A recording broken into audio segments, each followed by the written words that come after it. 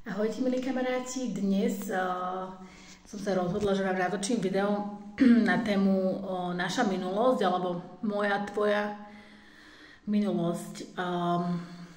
K tejto téme ma viac menej podnietilo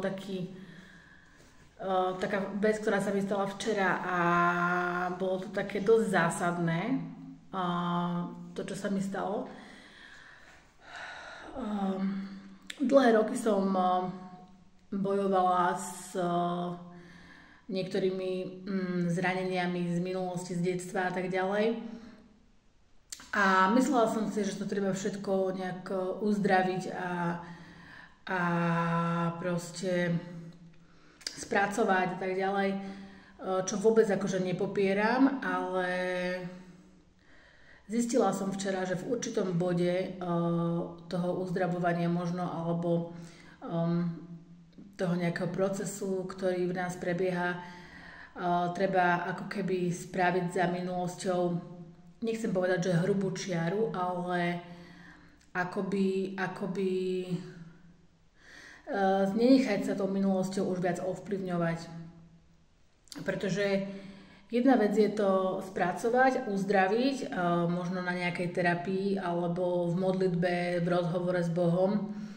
A druhá vec je stále sa k tomu vracať. Pomaly každý deň alebo každý druhý, tretí deň, keď vám tú minulosť niečo alebo niekto pripomenie, tak znova sa vám otvárajú, alebo teda aspoň mne, veľakrát tie rany, tie zranenia, tie bolesti, ten možno nejaký strach, smútok, pocit, taký akoby, nie že nebezpečia, alebo proste taký pocit, že nie som v bezpečí, nemám istotu, nemám taký pokoj. A zistila som, že naozaj zbytočne budem všetko analyzovať a proste áno, treba prísť na koreň veci, ale keď to aspoň tak zbežne už v sebe rozanalizujete a čiastočne možno aj uzdravíte, či už prácou sám na sebe, že pracujem proste na tom, aby sa to uzdravilo.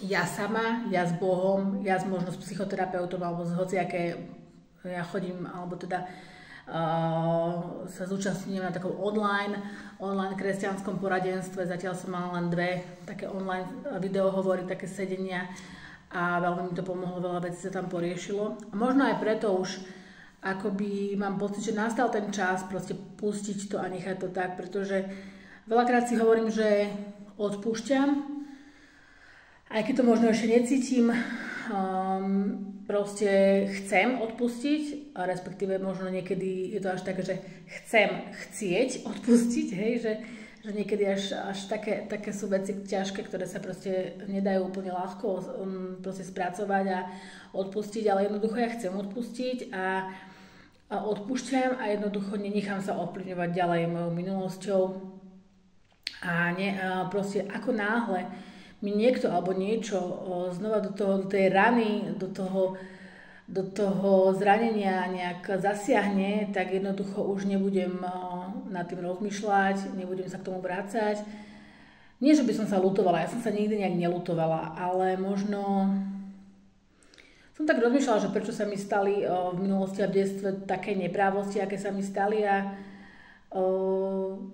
že ako ma to ovplyvnilo, ako mi to možno v živote veľakrát aj ublížilo a ma to ponížilo alebo nejako dehonestovalo, alebo neviem, ako by som to povedala. Ale jednoducho, že je čas spracovávať veci, čas ich riešiť a potom príde čas, kedy už máte veľa z toho poriešeného, veľa z toho uzdraveného, a si poviete, že proste nemôžete čakať celý život na to, kým bude úplne všetko uzdravené a rozanalizované, pretože naozaj by ste čakali dlho a treba sa proste posunúť a ako náhle sa vám tá minulosť znova pri nejakej situácii alebo pri nejakej osobe vybaví, tak proste to neriešiť. Povedať si áno, je to tak, je to vo mne, ešte to stále je vo mne, ale hrubá čiara proste.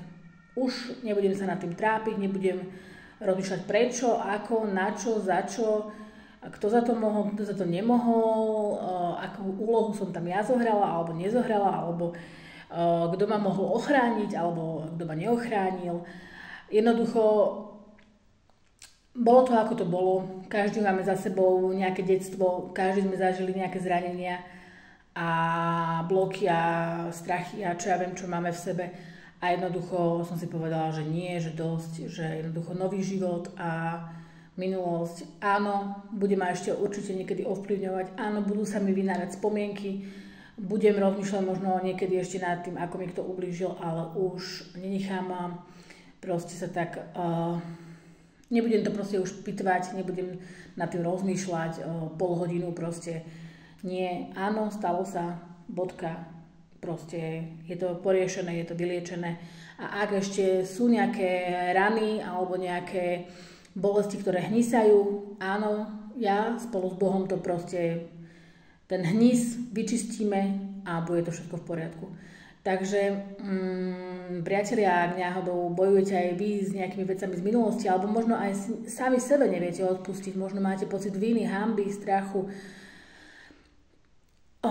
poriešte to do tej miery, ako sa dá, či už v modlitbe, či sám so sebou, či s nejakou terapiou, ale ak už zacítite, že je ten čas, že už je väčšina z toho vyriešená a že už nechcete sa tým nechať ovplyvňovať, tak jednoducho spravte čiaru a povedzte si, som nový človek, odpúšťam, zabúdam a ak sa niečo znova vynorí, tak to proste dajte Bohu alebo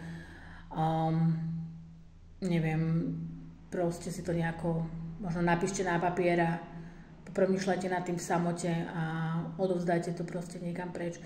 Ja som si tú minulosť tak zvizualizovala ako taký batoh.